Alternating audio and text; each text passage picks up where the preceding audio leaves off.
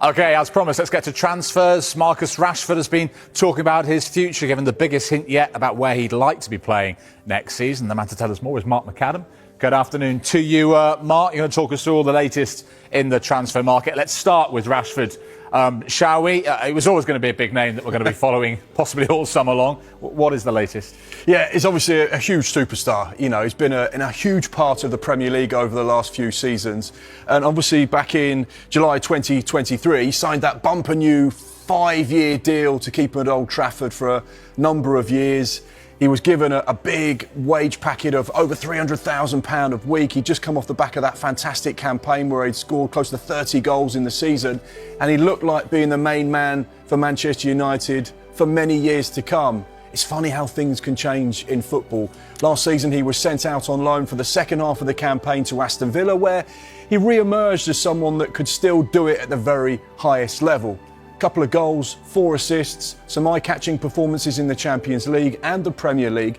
And Aston Villa had the option to get Marcus Rashford to stay at Villa Park for £40 million, but they decided against exercising that option in that loan deal that was done and instead decided to send him back to Manchester United. Now, Marcus Rashford still has 3 years left on his Old Trafford contract. And obviously when he's on huge wages, if he's not going to feature in their first team, they need to try and find a way for him to move on and continue his football elsewhere. And that's where a number of clubs in and around Europe have been having those discussions. We know that Marcus Rashford has said on a number of occasions he'd love to join Barcelona. That would be a dream of his. In April this year, he said, I'd like to still play at the highest level and I'd still like to play in the Champions League. So that rules out a number of other sides as well. And over the course of the last 24 hours, it's quite interesting, Jules, because guess what? He's been speaking about Barcelona again and potentially playing alongside Lamine Yamal. Now, who wouldn't want to play alongside someone of his quality and calibre and someone who's going to be hugely influential in the world of football over the course of the next few years? So, yeah, Marcus Rashford did actually sit down with Spanish YouTubers, Expire, who have 5.8 million followers on the video platform. Previously, they have interviewed big-name stars such as Lamine Yamal himself. Here's what Marcus Rashford had to say about potentially playing alongside Yamal. We saw you commented in Instagram. What do you think about him? He's going to be... It's difficult to put into words what he's doing because he's not supposed to be doing it.